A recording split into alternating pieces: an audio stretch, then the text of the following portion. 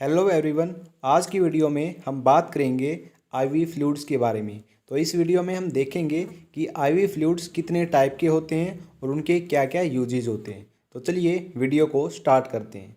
देखिए, सबसे पहले आपको पता होना चाहिए कि आईवी फ्लूइड्स का मतलब क्या होता है। ठीक है, तभी आपको ये पूरी वीडियो क्लियरली समझ में आएगी। आईवी से मतलब होता है इंट्रावेनस। इंट्रा का मतलब होता है इनसाइड यानी कि अंदर। वेनस का मतलब होता है वेन्स यानी कि आईवी फ्लूइड्स वो फ्लूइड्स होते हैं जो कि वेन्स के अंदर लगाए जाते हैं। ठीक है, तो वेन्स के अंदर जो फ्लूइड लगते हैं उनको बोलते हैं इंट्रावेनस फ्लूइड। शॉर्ट फॉर्म में इनको बोलते हैं आईवी फ्लूइड्स। ठीक है, तो ये मतलब होता है आईवी फ्लूइड का, मतलब कि ये डायरेक्ट ब्लड स्ट्रीम के अंदर लगाए जाते हैं। ठीक है, अब देखिए कौन कौन से आईवी फ्लूइड्स होते हैं, टाइप्स देखिए। ये टाइप्स हैं इनके। ठीक है, मोस्ट जो कॉमन यूज में आते हैं ना आईवी फ्लूइड्स, ये वो होते हैं। पहला है एनएस। एनएस होता है नॉर्मल सेलाइन। ठीक है, दूसरा है डीएनएस। डीएनएस से होता है डेक्सट्रोज नॉर्मल सेलाइन। अगर एनएस के अंदर डेक्सट्रोज मिला दिया जाए तो ये डीएनएस बन जाता है यानी कि डेक्सट्रोज नॉर्मल सेलाइन। ठीक है, जिसको हम कॉमनली ये बोलते हैं ग्लूकोज भी बोलते हैं। अगर किसी को डीएनएस दिया जाता है ना तो हम कॉमन भाषा में क्या बोल देते हैं कि इसको ग्लूकोज चढ़ रही है। ठीक है, ये वही होता है डीएनएस। ओके, और आगे जो टाइप है, जो थर्ड टाइप है, वो है D5, D10, D25 सॉल्यूशन। ये जो तीनों ही सॉल्यूशन होते हैं ना इनको बोलते हैं डेक्सट्रोज सॉल्यूशन। अब ये D5 क्या है, D10 क्या है और D20 क्या है, इसके बारे में हम आगे बात करेंगे। ठीक है, नेक्स्ट जो आईवी फ्लूइड है वो है आरएल। आरएल का मतलब होता है रिंगर लैक्टेट। ओके, अब वन बाय वन करके इनके बारे में हम डिस्कस करने वाले हैं। जो नेक्स्ट है वो है मैनिटोल सॉल्यूशन। अब ये कॉमनली यूज होने वाले आईवी फ्लूइड्स होते हैं। ठीक है, इनके बारे में एक एक करके हम बात करेंगे। तो सबसे पहले बात करते हैं एनएस की यानी कि नॉर्मल सेलाइन की। नॉर्मल सेलाइन क्या होता है? नॉर्मल सेलाइन जो आईवी फ्लूइड है, सबसे पहले उसकी कंपोजिशन देखते हैं, इसके अंदर क्या क्या प्रेजेंट होता है। तो कंपोजिशन होती है कि 100 ml सॉल्यूशन में 0.9% NaCl प्रेजेंट होता है यानी कि नमक प्रेजेंट होता है। 100 ml पानी के अंदर अगर 0.9% नमक मिला दिया जाए तो वो बन जाएगा NS यानी कि नॉर्मल सेलाइन। ठीक है, यहाँ पर 0.9% का मतलब क्या है, यानी कि 1000 लीटर के अंदर, ठीक है, सॉरी 1000 लीटर नहीं, 1 लीटर यानी कि 1000 ml। ठीक है, 1000 ml या फिर 1 लीटर एक ही बात है। अगर 1 लीटर के अंदर 9 ग्राम नमक मिला दिया जाए तो वो बन जाएगा हमारा नॉर्मल सेलाइन। ठीक है, इसका मतलब यही है 0.9% NaCl इन 100 ml सॉल्यूशन। ठीक है, तो ये होता है नॉर्मल सेलाइन की कंपोजिशन। यहाँ पर आपको बोतल बस साफ साफ दिख रहा होगा।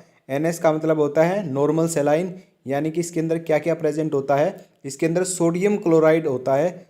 ठीक है, और कितना कंपोजिशन होती है सोडियम क्लोराइड की, वो होती है 0.9%, यानी कि 100 ml वाटर के अंदर 0.9% नमक मिला दिया जाता है, वो होता है हमारा नॉर्मल सेलाइन। ओके, तो ये है नॉर्मल सेलाइन जिसको NS बोलते हैं। अब इसके यूज़ क्या है, कहाँ पे इसका यूज़ किया जाता है? देखिए, पहला यूज़ है डिहाइड्रेशन यानी कि लॉस ऑफ वाटर। अगर किसी व्यक्ति को पानी की कमी हो गई है तो तब वहाँ पे यूज किया जाता है NS का यानी कि नॉर्मल सेलाइन का यूज किया जाता है। ठीक है, दूसरा इसका यूज आता है treatment of blood and fluid loss, यानी कि अगर किसी व्यक्ति का जो फ्लूइड लॉस है यानी कि जो ब्लड लॉस है वो हो जाता है। ठीक है, अगर खून की कमी हो जाती है, कब होगी? जैसे कि किसी का एक्सीडेंट हो गया और बहुत सारा खून बह गया है। ठीक है, तो उसका ब्लड लॉस हो चुका है, उसका जो फ्लूइड लॉस है वो हो चुका है बहुत सारा। तो उस सिचुएशन में भी जो NS है उसका यूज किया जाता है ताकि जो ब्लड लॉस हुआ है वो क्या किया जा सके, वापिस से नॉर्मल किया जा सके। ठीक है, तो ब्लड लॉस की पूर्ति करने के लिए भी NS का यूज किया जाता है। तीसरा जो यूज आता है वो आता है used for wound washing. Wound का मतलब होता है घाव। जो घाव हो जाते हैं ना उनको साफ करने के लिए भी NS का यूज किया जाता है। ठीक है, लास्ट जो यूज है वो है यूज टू गिव इंजेक्शंस। इसका क्या मतलब है? बहुत सारे इंजेक्शंस ऐसे हैं जो कि कॉन्सेंट्रेटेड होते हैं, तो उनको डाइल्यूट करने के लिए NS का यूज किया जाता है। तो ये ढेर सारे यूज हैं इसके नॉर्मल सेलाइन के। ठीक है, और अब इसकी बात करते हैं डोज की, कितनी डोज दी जानी चाहिए। 24 आवर्स में 3 से 4 बोतल दी जानी चाहिए, और 3 से 4 बोतल ये मैक्सिमम है, यानी कि 24 घंटे के अंदर मैक्सिमम से मैक्सिमम 3 से 4 बोतल हम चढ़ा सकते हैं किसी भी व्यक्ति को। ठीक है, ये मैक्सिमम है। ओके, ये सिचुएशन पे डिपेंड करता है कि किसी भी व्यक्ति को क्या हुआ है ना। तो वो सारी चीज़ें देखने के बाद ही डॉक्टर बताता है कि इसको 24 घंटे में कितनी बार एनएस दिया जाना चाहिए। ठीक है, यहाँ पे जो डोज बताई गई है मैक्सिमम बताई गई है कि मैक्सिमम कितनी बोतल चढ़ सकती है। 3 से 4 बोतल एनएस की चढ़ सकती हैं 24 आवर्स के अंदर। ठीक है, तो ये बात हो गई हमारी डोज की। अब एक और ख़ास बात मैं आपको बताता हूँ। वो ख़ास बात क्या है कि देखिए, एनएस का मतलब है नॉर्मल सेलाइन। ठीक है, सेलाइन का मतलब ही नमक होता है। ठीक है, एनएस के अंदर NaCl होता है, NaCl यानी कि नमक। अब इसके अंदर नमक प्रेजेंट है, तो जो ये एनएस है ये कभी भी ऐसे व्यक्ति को नहीं दिया जाएगा जिसका जो बीपी है, जिसका जो ब्लड प्रेशर है वो बढ़ा हुआ होता है। बीपी बढ़ा हुआ जब होता है तो उस सिचुएशन को बोलते हैं हाइपरटेंशन। हाइपरटेंशन का मतलब होता है बीपी का बढ़ना। ठीक है, अगर किसी व्यक्ति का जो ब्लड प्रेशर है वो बढ़ा हुआ है तो उस सिचुएशन में एनएस का यूज नहीं किया जाता है, क्योंकि एनएस के अंदर प्रेजेंट होता है नमक, और नमक जो क्या है वो उस बीपी को और तेज़ कर देता है।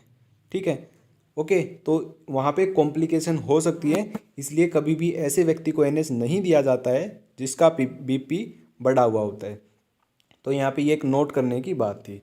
ठीक है, तो ये हो गया हमारा एनएस यूज हो गई, डोज हो गई, और एक नोट पॉइंट हो गया जो ध्यान रखना है। ओके, नेक्स्ट जो बात करते हैं वो है डीएनएस। डीएनएस का मतलब क्या है, मैंने बताया था डेक्सट्रोज नॉर्मल सेलाइन, यानी कि जो पीछे हमने पढ़ा है नॉर्मल सेलाइन, अगर उसके अंदर डेक्सट्रोज मिला दिया जाए तो ये बन जाएगा डेक्सट्रोज नॉर्मल सेलाइन। ठीक है, जिसको हम बोलते हैं ग्लूकोज की बोतल, यही होती है वो ग्लूकोज की बोतल जिसको डीएनएस बोलते हैं। ठीक है, यही चढ़ाई जाती है। ओके, तो डेक्सट्रोज नॉर्मल सेलाइन, अब इसकी कंपोजिशन देखते हैं क्या क्या इसके अंदर प्रेजेंट होता है। वही जो NaCl की अमाउंट है वो तो होगी वही जो नॉर्मल सेलाइन में प्रेजेंट होती थी, 0.9%। बस यहाँ पे जो डेक्सट्रोज है वो कितना है, 5 ग्राम। तो पर 100 ml सॉल्यूशन में ये कंपोजिशन है। ठीक है, 100 ml के अंदर ये कंपोजिशन बताई गई है, ये बात भी आपको ध्यान रखनी है। ओके, तो 100 ml सॉल्यूशन के अंदर 0.9% यानी कि 0.9 ग्राम, ठीक है, ये तो होगा नमक, और 5 ग्राम है वो होगा डेक्सट्रोज। तो अगर हम नॉर्मल सेलाइन में 5 ग्राम डेक्सट्रोज मिला दे तो वो बन जाएगा डीएनएस यानी कि डेक्सट्रोज नॉर्मल सेलाइन। और जैसा कि आपको यहाँ पे बोतल पे भी दिख रहा होगा, ये बिल्कुल साफ साफ लिखा हुआ है कि ईच 100 ml कंटेन, दिख रहा है आपको, देखिए ये मैं आपको एरो बना रहा हूँ, each 100 ml contain dextrose anhydrous, देखिए यहाँ पे दिख रहा होगा 5 ग्राम, नीचे है सोडियम क्लोराइड जो दिख रहा है 0.9 ग्राम। तो ये डीएनएस के ऊपर यहाँ पे ये कंपोजिशन लिखी हुई है। ठीक है, नॉर्मली जो ये रेट होता है ना इनका, ये जो स्टोर पे मिलती हैं जितनी भी ये एनएस है डीएनएस है, ये 30 से 40 रुपये तक की मिल जाती है। कोई बोतल 30 रुपये की होती है तो कोई 40 रुपये की होती है। ठीक है, तो इनका ये नॉर्मल रेट भी होता है स्टोर पर। आगे बात करते हैं इसके यूज़ की। जो डीएनएस होता है वो कब यूज़ किया जाना चाहिए। ठीक है, वही यूज़ है डिहाइड्रेशन में, एक तो इसका यूज़ किया जाता है, जब पानी की कमी हो जाती है तो तब इसका यूज़ किया जाता है। दूसरा जो यूज़ है वो है treatment of blood and fluid loss. वही एक्सीडेंट के दौरान अगर ब्लड लॉस हो गया है, खून जो है वो ज़्यादा बह गया है, तो तब भी इसका यूज़ किया जाता है। और जो तीसरा यूज़ है वो है लो ब्लड शुगर, यानी कि हाइपोग्लाइसीमिया। जब किसी भी व्यक्ति के अंदर जो शुगर लेवल है, जो ग्लूकोज का लेवल है, ब्लड के अंदर जो शुगर लेवल है या फिर ग्लूकोज का लेवल कह लो, अगर वो कम हो जाए, ठीक है, तो तब क्या है, जो ग्लूकोज का लेवल कम हुआ है उसको नॉर्मल करने के लिए क्या किया जाता है, डीएनएस दिया जाता है। क्यों दिया जाता है, क्योंकि डी से होता है डेक्सट्रोज। डेक्सट्रोज का मतलब क्या होता है, ग्लूकोज ही होता है ये। तो ग्लूकोज हम दे रहे हैं, ठीक है, डायरेक्टली उसको ब्लड में हम ग्लूकोज दे रहे हैं, क्योंकि जो उसका ब्लड ग्लूकोज लेवल है वो बहुत ही कम था, इसलिए उसको नॉर्मल करने के लिए यहाँ पे डीएनएस का यूज किया जाता है। तो हाइपोग्लिसीमिया सिचुएशन, हाइपोग्लिसीमिया का मतलब ही होता है लो ब्लड शुगर। तो हाइपोग्लिसीमिया सिचुएशन में डीएनएस का जो यूज है वो किया जाता है। ठीक है, लास्ट जो यूज है हमारा वो है इंसुलिन शॉक। इंसुलिन शॉक में भी डीएनएस का यूज किया जाता है। अब ये इंसुलिन शॉक क्या होता है, देखिए बिल्कुल ध्यान से समझना है इंसुलिन शॉक क्या होता है। कभी कभी क्या होता है, हमारी बॉडी के अंदर जो इंसुलिन है वो बहुत ज़्यादा बढ़ जाता है। ठीक है, तो इंसुलिन के बढ़ जाने की वजह से ये जो इंसुलिन है ये बढ़ गया। ठीक है, इंसुलिन के बढ़ जाने की वजह से क्या होता है, जो बॉडी के अंदर ग्लूकोज होता है ना, बॉडी के अंदर जो ग्लूकोज होता है वो ग्लाइकोजन के अंदर स्टोर हो जाता है। ठीक है, बॉडी जो है, इंसुलिन का काम होता है ग्लूकोज को ग्लाइकोजन के अंदर स्टोर करवाना। ठीक है, और ये जो सारी की सारी जो चीज़ें हो रही होती हैं लीवर में हो रही होती है और इंसुलिन ये करवाता है। ओके, इतनी बात आपको क्लियर हो गई। तो देखिए दोबारा से मैं आपको बताता हूँ इंसुलिन शॉक का मतलब क्या होता है। इंसुलिन शॉक के अंदर जो इंसुलिन का लेवल है वो बहुत ज़्यादा बढ़ जाता है, नॉर्मल से बहुत ज़्यादा, जिसकी वजह से ब्लड के अंदर ग्लूकोज का लेवल कम होने लगता है। ठीक है, सिंपल सी बात है, इंसुलिन का लेवल बढ़ता है और ग्लूकोज का लेवल कम होने लगता है। तो ग्लूकोज का लेवल कम होने की वजह से जितनी भी सारी मशीनरी है हमारी बॉडी के अंदर वो ठप हो जाती है, क्योंकि ग्लूकोज से मिलती है एनर्जी, और एनर्जी ही नहीं मिलेगी तो जो आदमी है वो क्या है, हो जाएगा बिल्कुल ठप। ठीक है, ना वो खा सकेगा ना वो पी सकेगा। तो उस सिचुएशन के अंदर क्या दिया जाएगा, उस सिचुएशन के अंदर यूज किया जाता है डीएनएस यानी कि डेक्सट्रोज नॉर्मल सेलाइन। ठीक है, एक्चुअल में आपको बताता हूँ ये इंसुलिन शॉक होता कैसे है।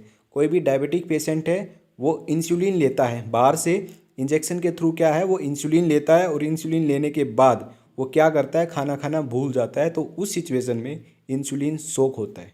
ठीक है, तो यहाँ पे इंसुलिन शॉक का मतलब मैंने आपको बता दिया, क्लियरली आपको समझ आ गया होगा। ठीक है, अब डोज देखते हैं डीएनएस की, वही है 24 घंटे में 3 से 4 बोतल ले सकते हैं मैक्सिमम। ओके, मैक्सिमम वर्ड है वो ध्यान रखना, मैक्सिमम लिखा हुआ है मैंने। ठीक है, तो ये डोज याद रखना। ओके, तो ये हमारा था डीएनएस। नेक्स्ट जो बात करते हैं वो है डेक्सट्रोज की। ठीक है, अब ये डेक्सट्रोज क्या है, देखिए डेक्सट्रोज क्या है, डेक्सट्रोज भी तीन तरीके की बोतल आती हैं डेक्सट्रोज की। एक तो है D5 के नाम से, एक है D10 के नाम से, एक है D25 के नाम से।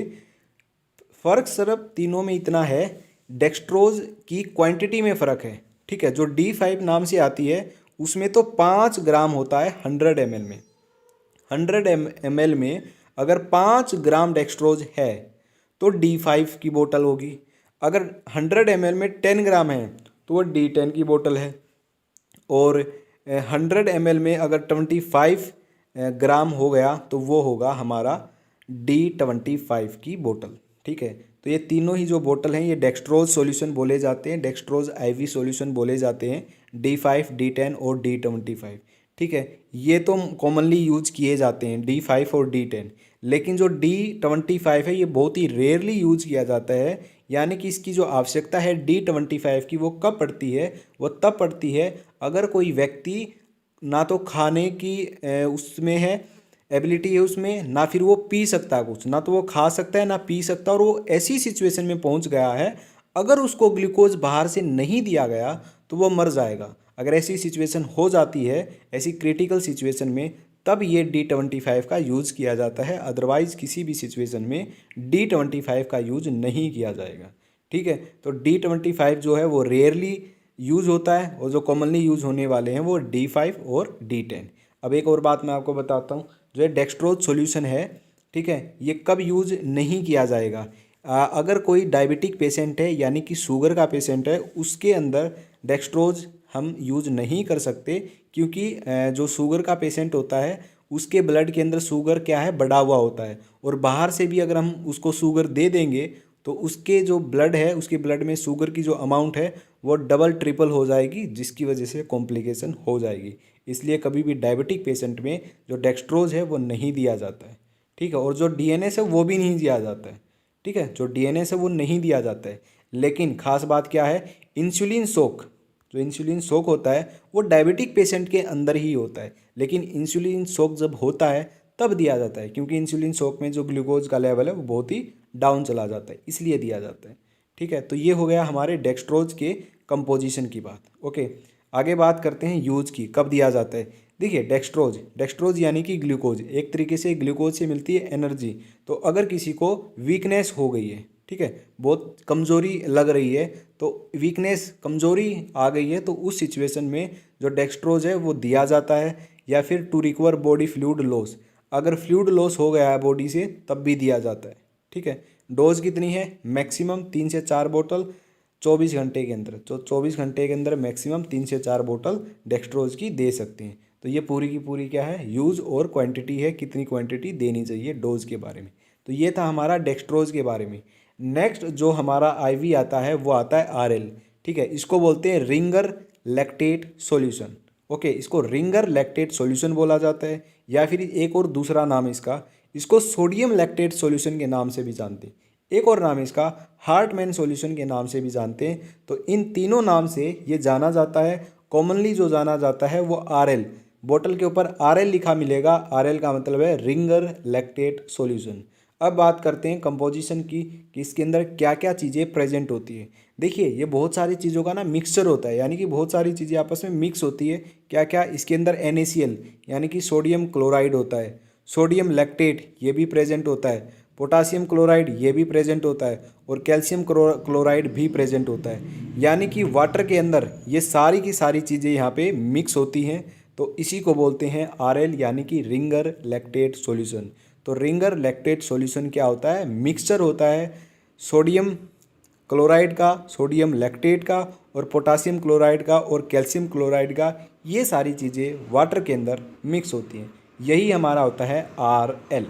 ठीक है, तो यहाँ पे देखिए लिखा हुआ है ऊपर सोडियम लैक्टेट इंट्रावेनस इन्फ्यूज़न, ऊपर लिखा भी हुआ है 500 ml की है। और यहाँ पे जो ये है, ये कंपोजिशन ये बहुत ही ब्लर है, साफ़ नहीं दिख रही है। तो यहाँ पे देखिए कंपोजिशन है। कभी भी नोटिस करना, आरएल की एक बोतल लेना और वहाँ पे उसकी कंपोजिशन चेक करना कि ये कितना कितना है, NaCl कितना है और सोडियम लैक्टेट कितना है, तो आपको क्लियरली पता चल जाएगा।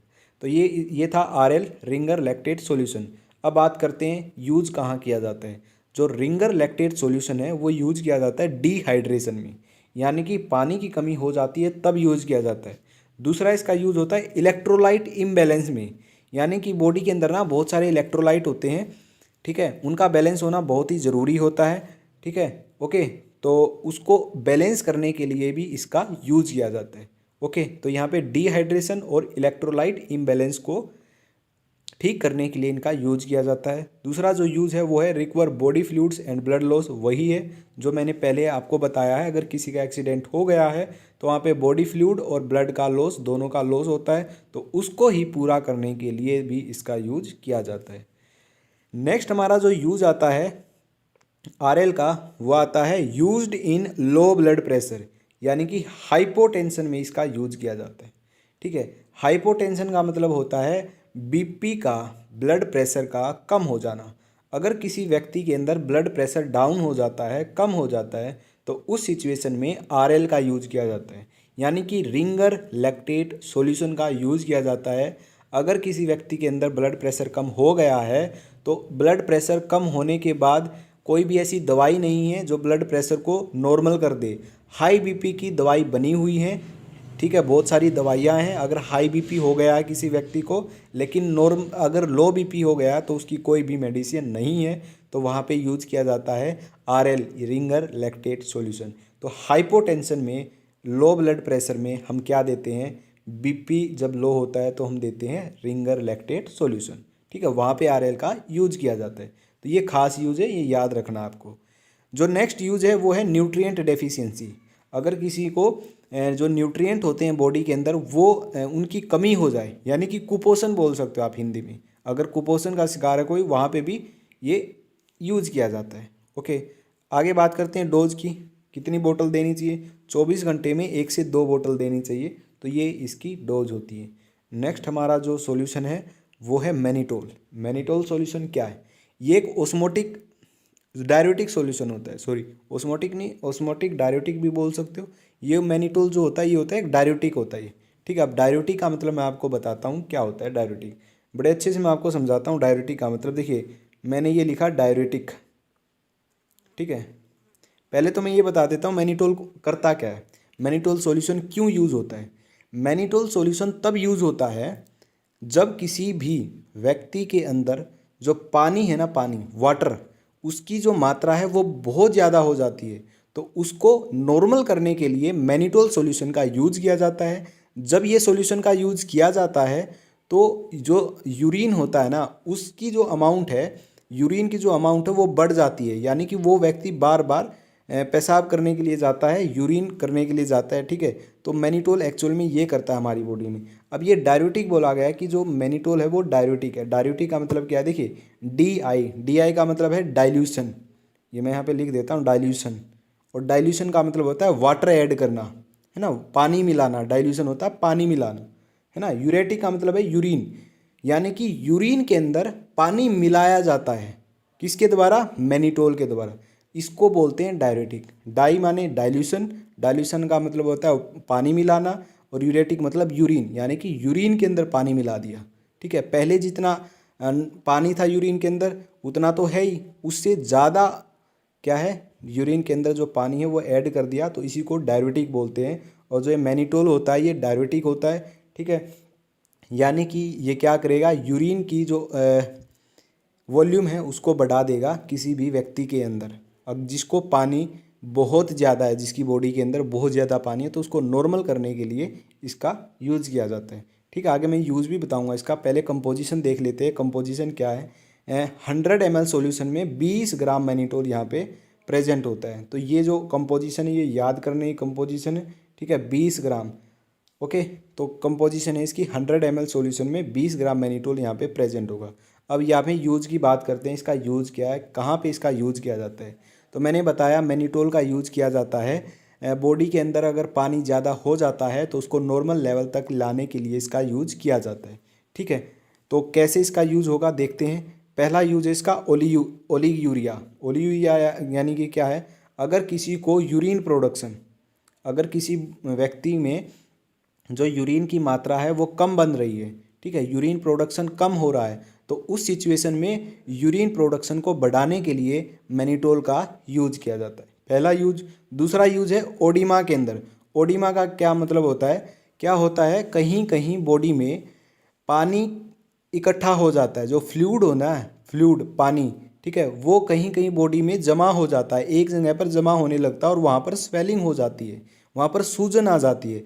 तो उस सिचुएशन में उस सूजन को ठीक करने के लिए मैनिटोल का यूज़ किया जाता है, ठीक है। मैनिटोल का यूज़ करने के बाद ओडिमा है ना, जहाँ पे जिस जगह पे वहाँ पे जो पानी इकट्ठा हुआ है, तो बार बार यूरिन की वजह से जो वो पानी है वो बाहर निकल जाएगा, यानी कि वो सूजन है वो ख़त्म हो जाएगी।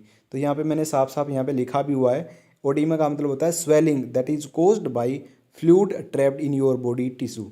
जहाँ पर बहुत सारा पानी, यहाँ पे बहुत सारा पानी है इकट्ठा हो गया जिसकी वजह से सूजन हो गई, ठीक है। मैनिटोल किसी व्यक्ति को दिया जिसको ओडिमा था, तो मैनिटोल क्या करेगा, यूरिन की जो अमाउंट है उसको बढ़ा देगा। यूरिन की अमाउंट बढ़ाने की वजह से ये भी धीरे धीरे निकलता जाएगा और जो सूजन है वो धीरे धीरे ऐसे कम होती जाएगी और फिर बिल्कुल ही ठीक हो जाएगा। तो ये है हमारा मैनिटोल सॉल्यूशन का यूज। तो ये थे कुछ कॉमन यूज होने वाले आईवी फ्लूइड यानी कि इंट्रावेनस फ्लूइड। तो ये थी आज की हमारी वीडियो। आई होप आपको ये वीडियो पसंद आई होगी, ठीक है। तो आज की वीडियो में बस इतना ही, तो मिलते हैं नेक्स्ट वीडियो के अंदर।